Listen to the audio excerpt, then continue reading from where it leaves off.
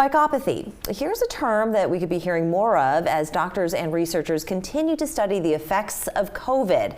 Let's welcome back Dr. J.P. Saleeby, Medical Director of Carolina Holistic Medicine. It's good to have you back. Thanks for having me. So this is not a term that I've heard thrown around very much. What is spikopathy? Well, it's a relatively new term. It's what we're calling a condition that involves the S spike protein of the SARS-CoV-2 virus. And what does that mean? So what does that mean? So there are these little spikes. I'm sure by now everyone's familiar with what that virus looks like under electron microscope. The reason it's called a coronavirus is because it's got a corona like the sun has a corona. Mm-hmm. So these little things project out of it. And those little stems that project out of it, those are called the S spike proteins. And there's two components, S1 and S2. S1 is the pathological component. That's what sticks to these receptors, these what they call ACE2 receptors, and that's what pulls the virus into human cells. Mm-hmm. And it also happens to be the pathological part. It's not really the mRNA inside the virus or the capsule, it's the spike protein that does all the damage.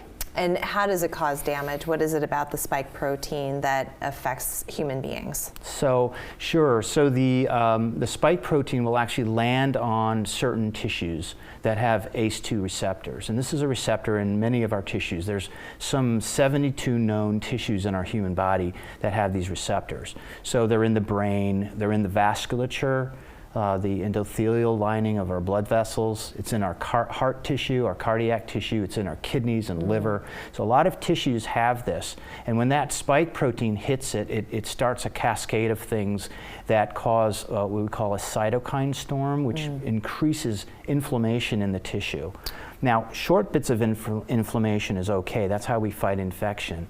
But when it's protracted, it becomes dangerous and destructive. I was going to ask, so this is not an uncommon thing that the body is met with. How is this different as opposed to a cold or the flu or something like that? Are there spike proteins associated with those types of illnesses? Sure. So there are a lot of other viruses, adenoviruses, coronavirus, of course, and many others, gastrointestinal viruses. They have these spikes. The only one that's harmful to humans in a big way is the Ebola virus. And that, if you look at it, doesn't have spike proteins. It has it looks like a worm. It's kind of a long protracted. But many of the other viruses that we face in our world have these spike proteins.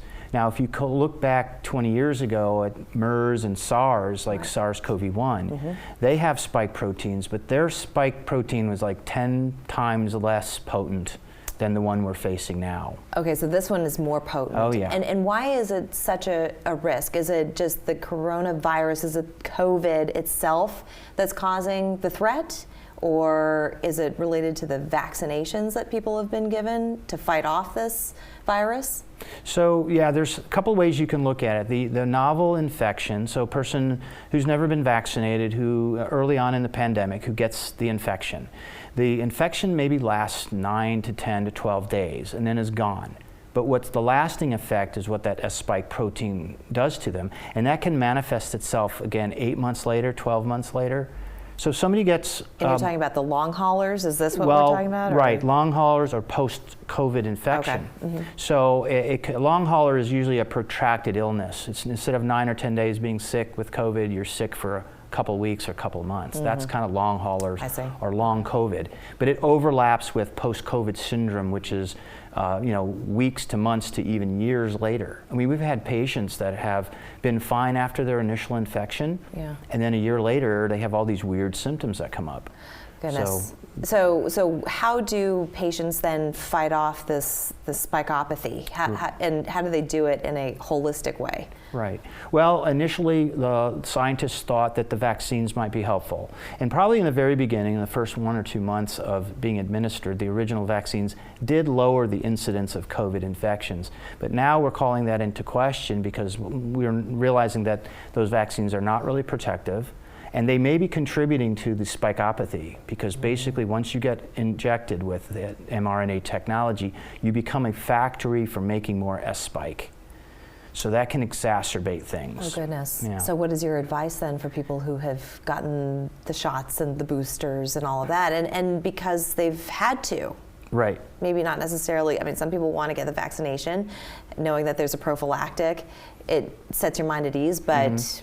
Well, early on in the pandemic, and probably in the right when they were rolling out the vaccines, we realized there were some drugs that were being used that were effective, and then a whole host of nutraceuticals, things like zinc and quercetin and vitamin D and vitamin C. If they're all used together, can help your immune system fight that off and prevent long haulers and prevent post-COVID injury. So that's what we also prescribe in our office. And then there are other drugs, off-label drugs we use. There's a whole list of them that are very helpful in getting people over the hump or preventing the infection. Well, I know that this leaves people with a lot more questions. If they do have any more questions, where should they go? They can go to the FLCCC website. That's flccc.net. Or they can reach out to our office, carolinaholisticmedicine.com, and we'll be able to answer a lot of questions for folks. Great. Thank you so much, Dr. Saleeby. All right. Good Thank to see you. you. We're back after this.